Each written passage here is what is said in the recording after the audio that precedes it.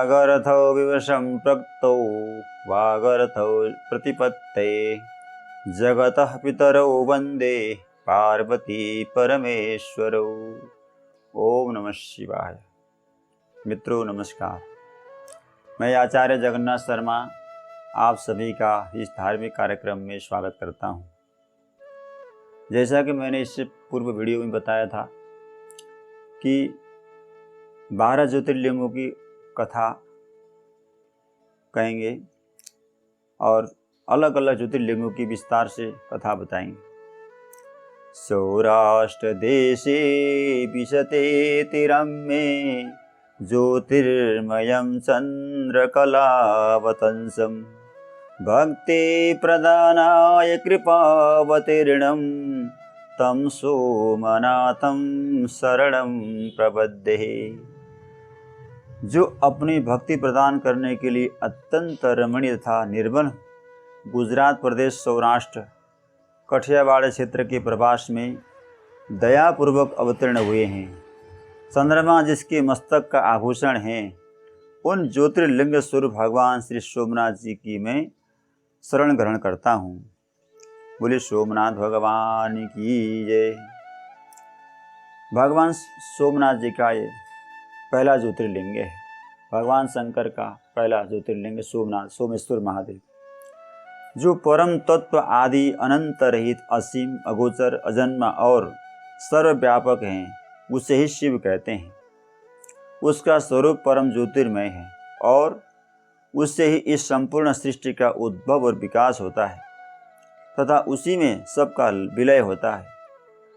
शिव महापुराण कोटि रुद्र संहिता के अनुसार भूत भावन भगवान शंकर प्राणियों के कल्याणार्थ तीर्थ में लिंग रूप से वास करते हैं। जिस जिस पुण्य स्थान में भक्तजनों ने उनकी अर्चना की, उनकी उपासना की, उसी स्थान में वे आविर्भूत हुए और ज्योतिर्लिंग के रूप में सदा के लिए अवस्थित हो गए।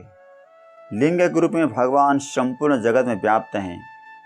लिंगात्मकं हरं चराचर विश्वरूपिणम्, अर्थात यह चराचर जगत भगवान शिव का लिंग रूप है। यद्यपि इस धराधाम पर असंख्य शिवलिंग हैं, फिर भी इनमें 12 ज्योतिर्लिंगों का सर्वप्रधान है। भगवान शंकर के 12 ज्योतिर्लिंगों में 12 ज्योतिर्लिंगों में सोमनाथ को इस धराधाम का आदि ज्योतिर्लिंग होने का गौरव प्राप्त है। यह जगत प्रसिद्ध आदि ज्योतिर्लिंग गुजरात प्रदेश के सौराष्ट्र कठियावाड़ क्षेत्र अंतर्गत प्रवास में विद्यमान है। यह स्थान लौकुलिश पाशुपत मत के सभ्यों का केंद्र स्थान भी रहा है। इसी क्षेत्र में लीला पुरुषोत्तम भगवान श्री कृष्ण के संकल्प से यदुवंश का संहार हुआ था तथा यहीं पर उन्होंने जरा नामक व्याध के बाण के द्वारा अपने पाद पद्मों की विद्ध हो जाने पर अपनी नर लीला का स्मरण किया था। इस प्रकार प्रवास का यह पवित्र क्षेत्र ऋषियों के शाप से यदुवंश के विनाश का प्रत्यक्ष साक्षी भी रहा है। शिव महापुराण में श्री सोमनाथ जी के आविर्भाव का इतिहास दक्ष और चंद्रमा की मनोमालिन्य की कथा और दक्ष के द्वारा चंद्रमा को दिए गए शाप से संबद्ध है। पितामह भगवान ब्रह्मा ने प्रजापति दक्ष को सृष्टि की प्रक्रिया को आगे बढ़ाने का निर्देश दिया। सर्वप्रथम दक्ष प्रजापति ने पंचजन की नंदिनी असिग्नि के गर्भ से हर्याश्व और सबलाश्व नामक पुत्रों को उत्पन्न किया और उन्हें सृष्टि रचना का आदेश दिया। वे दक्ष प्रजापति की आज्ञा से प्रजा सृष्टि के उद्देश्य को लेकर नारायण सरोवर पर तपस्या करने के लिए गए। नारद जी ने वहां पहुंचकर अपने कूट प्रश्नों के द्वारा उन्हें सृष्टि के मार्ग से विरत करके सन्यासी बना दिया। इस पर दक्ष प्रजापति ने नारद पर क्रुद्ध होकर उन्हें कहीं अधिक देर तक न ठहरने का और लोकांतर में भटकते रहने का शाप दे दिया। जब दक्ष ने ब्रह्मा जी से नारद जी की शिकायत की तो उन्होंने दक्ष को कन्याओं की सृष्टि करने की सलाह दी। फिर दक्ष ने असिग्नि के गर्भ से 60 कन्याओं को उत्पन्न किया। उन्होंने उनमें से 10 कन्याएं धर्म को, 13 कन्याओं को कश्यप को, 27 चंद्रमा को, 2 भूतों को, 2 अंगिरा को, 2 कन्या कृष्ण को दी और शेष ताक्ष नामधारी कश्यप को ब्याह दी। चंद्रमा अश्विनी आदि 27 पत्नियों को प्राप्त करके अत्यंत प्रसन्न हुए। दक्ष कन्याएं भी चंद्रमा को पति रूप में प्राप्त कर आनंद से खिल उठी। दक्ष कन्याओं में रोहिणी सर्वांग सुंदरी और सर्वगुण संपन्ना थी, अतः चंद्रमा की उनमें सर्वाधिक आसक्ति हो गई। वे रोहिणी से अत्यंत प्रेम करने लगे। चंद्रमा की अपने प्रति उपेक्षा और उदासीनता से दक्ष की शेष 26 कन्याओं को अत्यंत क्षोभ व दुख हुआ।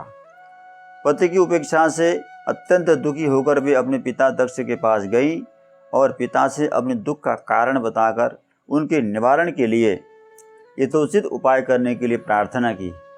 अपनी पुत्रियों की मनोव्यथा और चंद्रमा की विषम व्यवहार की बात सुनकर दक्ष भी अत्यंत दुखी हुए और वे चंद्रमा से मिले और उन्होंने समझाते बोले, विमले च कुले त्वं हि समुत्पन्न कला निधे आश्रितेषु च सर्वेषु न्यूनाधिक्य कथं तव कृतं चेतत्कृतं तच्च न कर्तव्यं त्वया पुनः वर्तमानं विषमत्वेन नरक प्रतिमीरितम्। दक्ष ने कहा, हे चंद्रदेव, तुम पवित्र कुल में उत्पन्न हुए हो। तुम्हारी सभी पत्नियां तुम्हारे ही आश्रित हैं तथा तुमसे अत्यंत प्रेम करने वाली हैं। फिर तुम्हारे प्रेम में विषमता क्यों है? तुम किसी के प्रति अधिक आसक्ति और किसी के प्रति अनासक्ति व्यवहार क्यों करते हो? ये सर्वथा अनुचित है। पति का अर्थ सबका रक्षण और समान व्यवहार द्वारा सबको संतुष्ट करना है, किसी से कम और किसी से अधिक प्रेम करना नहीं है। अपनी पत्नियों के प्रति तुम्हारा अब तक का व्यवहार क्षोभ और चिंताजनक है। जो व्यक्ति अपने आत्मीय जनों से विषमतापूर्ण व्यवहार करता है उसे नरक में जाना पड़ता है। इस प्रकार चंद्रमा को समझाकर दक्ष अपने आवास पर लौट गए, किंतु रोहिणी के प्रति अतिशय आसक्ति के कारण चंद्रमा की बुद्धि भ्रष्ट हो गई थी। उन्होंने अपने पूज्य ससुर जी के न्यायोचित उचित परामर्श पर प्रार्थना पर ध्यान नहीं दिया। सच है, जिसके प्रारब्ध के अनुसार कष्ट मिलना होता है उसे सत्य में असत्य और असत्य में सत्य की प्रतीति होती है। वह असत कर्मों का आचरण करने लगता है। सदुपदेश भी उसे सन्मार्ग पर नहीं ला सकते। चंद्रमा के असत व्यवहार से अप्रसन्न होकर दक्ष ने उन्हें क्षय रोग होने का भयंकर शाप दिया। दक्ष ने कहा, सूर्यताम चंद्र यत्पूर्वं प्रार्थितो बहुधा मया न मानितं त्वया यस्मात् तस्मात् तुम च सही भवः। दक्ष ने कहा, हे तुम क्षय रोग होगा। दक्ष द्वारा शाप देने के साथ ही चंद्रमा दिनों दिन क्षीण होने लगे। उनका दिव्य सौंदर्य नष्ट हो गया। सुधा करके क्षीण हो जाने से भूमि पर सुधा वर्षण का कार्य बंद हो गया। अन्न और औषधियों का सार समाप्त हो गया। फलतः धरती पर अन्न और औषधियों का अभाव हो गया। देव और पितृकर्म बंद हो गए। चराचर जगत संतप्त हो गया। सभी लोग त्राहि त्राहि की पुकार करने लगे। चंद्रमा की प्रार्थना पर इंद्रादि देवता ऋषि मुनियों को साथ लेकर पितामह ब्रह्मा की शरण में गए। ब्रह्मा जी ने कहा, चंद्रमा की परमात्मा के घमंड के कारण ही यह आसन्न संकट उपस्थित हुआ है। दक्ष के शाप को भोगना ही चंद्रमा का भवितव्य है, उसका प्रारब्ध है। भावी को मिटाने में मैं समर्थ नहीं हूँ, मैं असमर्थ हूँ। केवल आशुतोष भगवान शिव ही प्रसन्न होने पर उसकी भावी को मिटा सकते हैं, उसके प्रारब्ध को मिटा सकते हैं। लेकिन उनको प्रसन्न करने की साधना कठोर तपस्या है। अतः चंद्रमा देवताओं और ऋषियों के साथ पवित्र प्रवास क्षेत्र में जाकर भगवान शिव का लिंग स्थापित करके उनकी विधिवत आराधना करे, महामृत्युंजय मंत्र का सविधि अनुष्ठान करे। कठोर तपस्या और महामृत्युंजय मंत्र के जप से प्रसन्न होकर भगवान भोलेनाथ चंद्रमा को आरोग्य प्रदान करेंगे। पितामह ब्रह्मा के सदुपदेश और आदेश को स्वीकार करके चंद्रमा वशिष्ठ आदि ऋषियों एवं देवताओं के साथ प्रभास तीर्थ पहुँचे। वहाँ पर शिवलिंग की स्थापना करके वे सविधि भगवान शिव की आराधना एवं महामृत्युंजय मंत्र का जप करने लगे। इस प्रकार प्रवास क्षेत्र में उन्होंने 6 मास तक लगातार खड़े रहकर भगवान शिव की प्रसन्नता के लिए कठोर तपस्या और महामृत्युंजय मंत्र का 10 करोड़ जप किया। चंद्रमा की कठोर तपस्या से भगवान भूत भावन शंकर प्रसन्न हुए। वे चंद्रमा के समक्ष अपने दिव्य स्वरूप में प्रकट हो गए। कर्पूर गौर भस्म लेपित बदन नागेंद्र हार से विभूषित भगवान आशुतोष की दिव्य छटा को देखकर चंद्रमा भाव विभोर हो गए।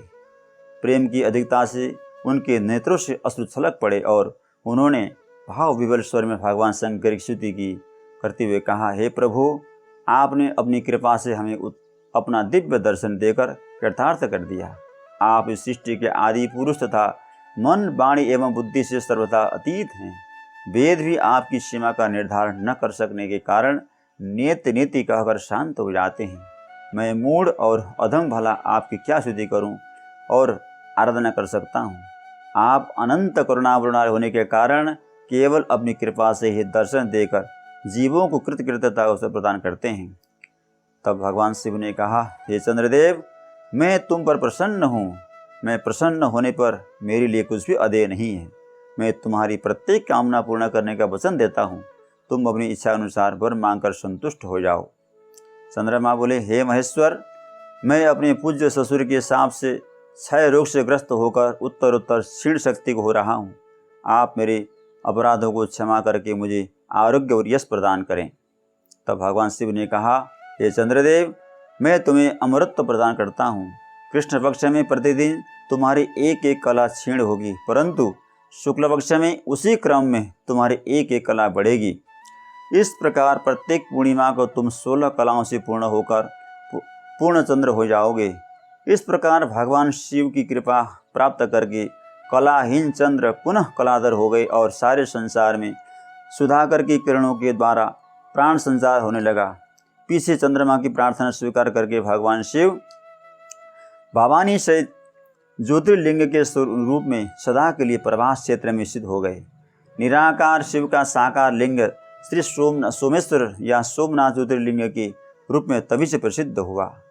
श्री सोमनाथ ज्योतिर्लिंग के महात्मा के संदर्भ में शिव पुराण का वचन है, प्रभासम च परिक्रम्य पृथ्वी क्रमसंभवम फलम प्राप्नोति शुद्धात्मा मृत स्वर्गे महीयते सोमलिंगम नराव दृष्ट्वा सर्व पापात् प्रमुच्यते लब्ध्वा फलं मनोभीष्टं मृत स्वर्गं समीहते यद्यत् फलं समुद्देश्य कुरुते तीर्थमुत्तमं तत्तत्फलं वाप्नोति सर्वथा नात्र संशयः।